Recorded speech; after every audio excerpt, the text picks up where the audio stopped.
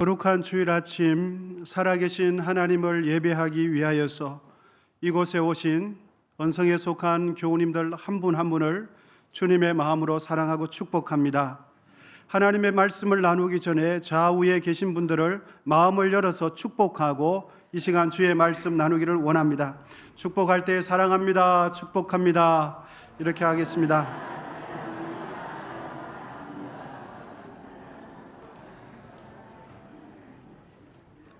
이제 의미 있는 축복을 다시 한 번 더 하기를 원합니다. 이번에는 이렇게 했으면 좋겠습니다. 우리는 예수님 안에서 가족입니다.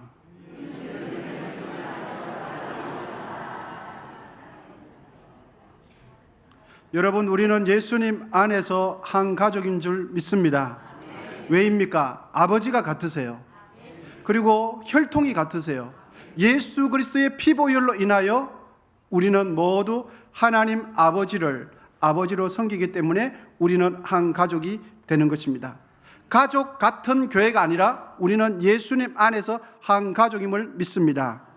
오늘 본문은 예수님의 살과 피의 가치와 의미를 깨닫게 해주는 성찬의 말씀이 되겠습니다.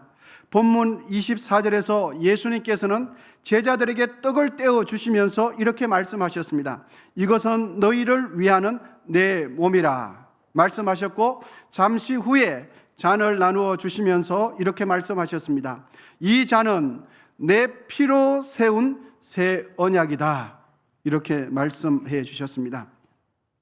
성찬에서 사용되는 떡은 찢기신 예수님의 살을, 그리고 성찬에서 사용되는 잔은 십자가 위에서 한 방울도 남기지 않으신 피 흘리신 예수님의 피를 의미합니다. 그러므로 성찬의 떡과 잔은 예수님을 믿는 우리 모두에게 꼭 필요한 것임을 믿습니다. 우리 모두가 성찬에 참여하기 전에 우리가 잠시 후에 먹고 마시게 될 떡과 포도주의 영적 의미와 가치를 이 시간 함께 나누기를 원합니다. 예수님의 살은 우리에게 영적으로 어떤 유익을 주는가입니다. 첫째, 우리 다 같이 한번 읽어보도록 하겠습니다. 시작. 예수님의 살은 생명의 떡이 됩니다. 아멘. 마태복음 4장 4절입니다.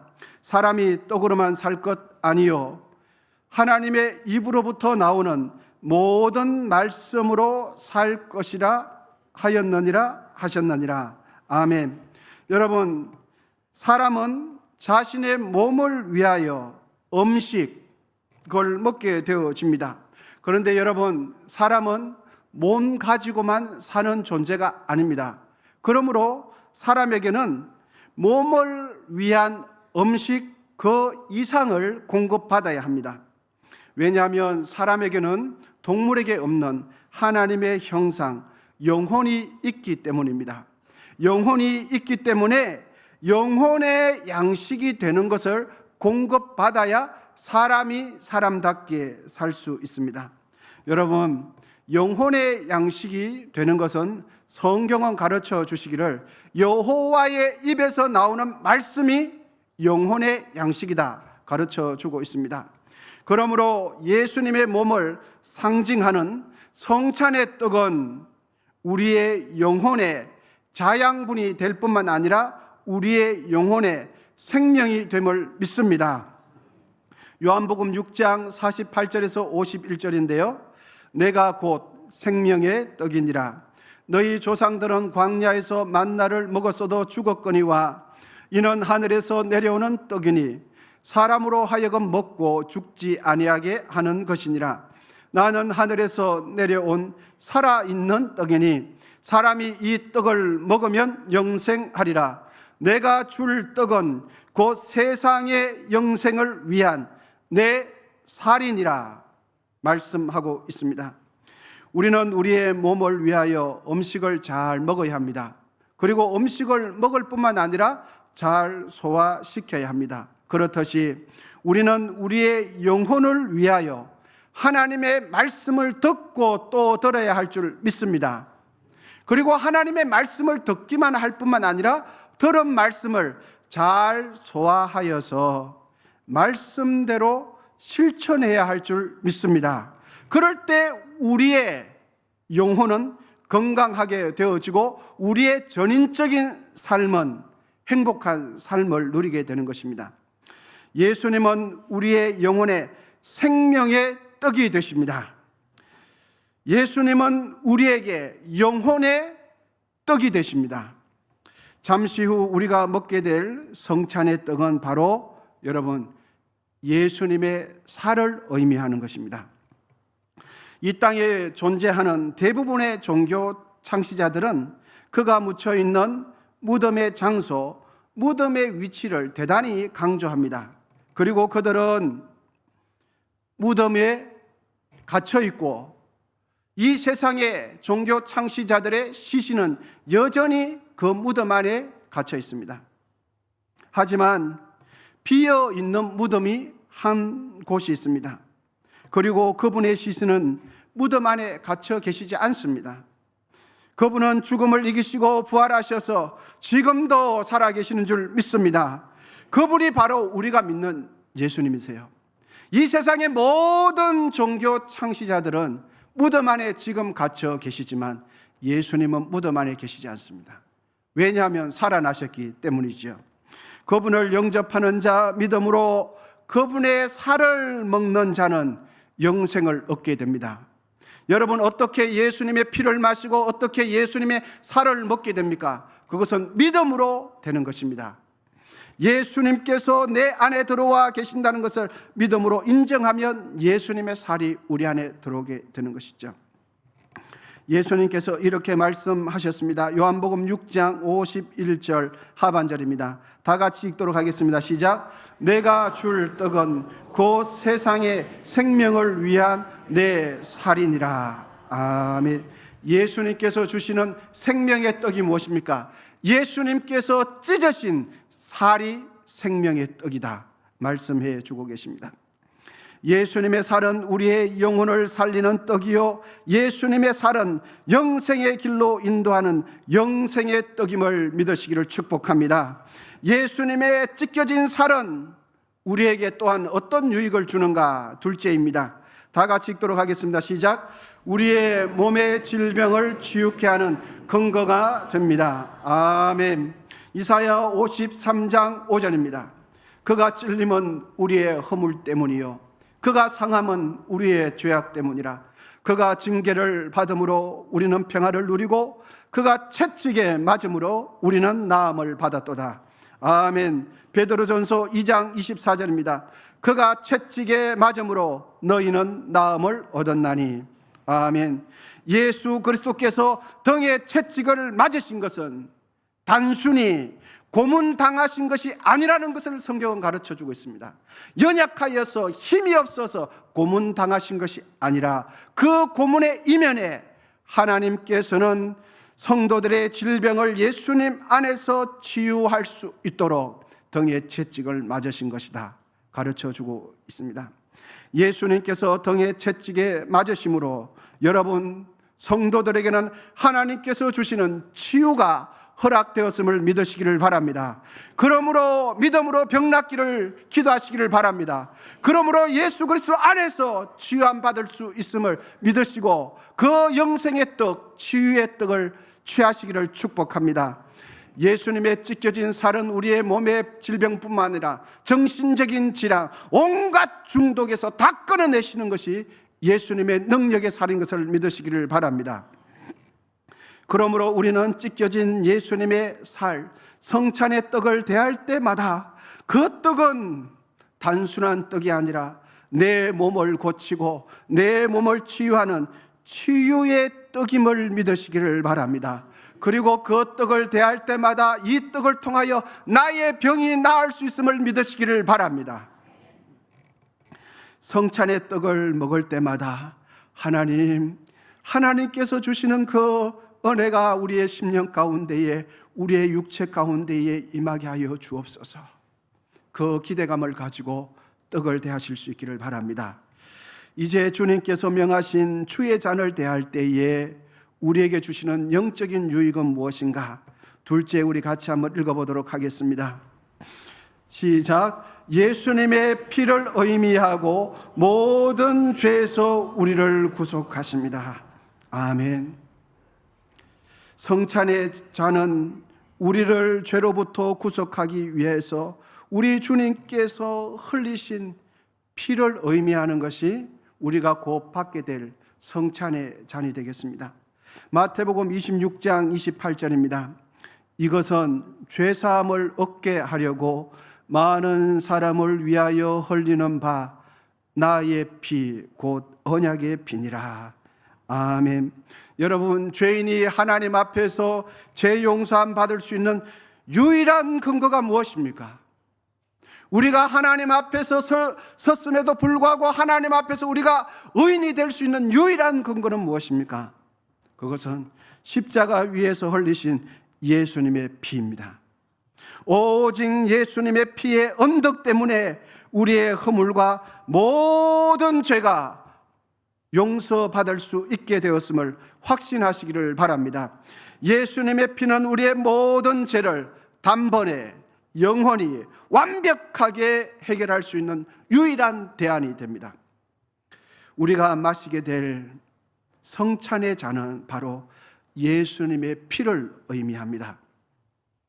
여러분, 한국 교회 강단에서는 예수님의 피에 대한 설교가 빈약한 것이 사실입니다. 한국 교회 강단에서는 예수님의 피에 대한 설교가 많이 사라졌습니다. 이런 현상이 나타나는 이유들 중에 하나는 사람이 처참하게 죽는 과정을 반복하여서 들을 필요가 있는가? 사람이 잔인하게 죽는 그 과정을 굳이 반복해서 굳이 그렇게까지 상세하게 묘사할 필요가 있는가? 성장기 자녀들의 정서에 좋지 않다, 정서상 좋지 않고 교육상 별로 도움이 될 것이 없다, 적당히 알고만 있으면 되지 왜 그렇게 반복하는가, 이렇게 생각하는 이들이 많이 있습니다. 그런데 여러분, 요즘 우리의 자녀들이 즐겨 보는 영화와 드라마를 유심히 한번 보시기를 바랍니다. 그 드라마 내용 속에, 영화 속에는 예수님의 십자가 죽음보다 훨씬 더 잔인하고 끔찍한 내용들, 장면들이 얼마나 많은지 모릅니다. 우리의 자녀들이 즐겨보는 드라마, 여러분 보십시오. 유심히 보십시오. 비도덕적이고 비윤리적이고 이러한 스토리들이 얼마나 가득한지 모릅니다. 세상의 영화는 문화라는 미명 아래서 잘 허용하면서 우리의 영혼을 구원하시는 예수님의 십자가 죽음에 대한 말씀은 정서상 좋지 않다, 교육상 좋지 않다, 이런 이유들이 많습니다. 어린아이, 성장기 어린아이들의 그 사람 죽는 장면을 왜 그렇게 교회에서 가르치나, 이렇게 말합니다. 그래서 십자가 죽음을 가르치지 않고 예수님의 피보혈을 선포하지 않는 것, 여러분, 우리를 속이는 마귀의 관계가 아닐 수가 없습니다. 마귀가 주의 전의 강단에서 피보혈을 선포하는 이것을 막기 위해서 정서상 좋지 않다, 교육상 좋지 않다, 예수님의 죽으심 그 피를 왜 그렇게 반복하느냐, 이렇게 말들을 많이 하죠. 여러분, 예수님의 피값으로 세워진 교회는 세상 끝날까지 예수님의 피를 증거해야 될 줄 믿습니다. 예수님의 보혈을 가르치고 또 가르치고 또 가르쳐야 할 줄 믿습니다. 예수님의 피가 모든 죄를 사하는 능력임을 믿으시기를 축복합니다. 예수님의 보혈이 아니고는 그 어떤 것도 우리의 죄를 씻어낼 것이 없습니다. 예수님의 피를 뒤집어 쓰지 않고서는 거룩하신 하나님 앞에 의롭다 칭함받을 대안이 없습니다. 여러분, 베드로전서 1장 18절 19절입니다. 너희가 알거니와 너희 조상들이 물려진 헛된 행실에서 대속함을 받은 것은, 그 다음부터 같이 읽어보도록 하겠습니다. 시작.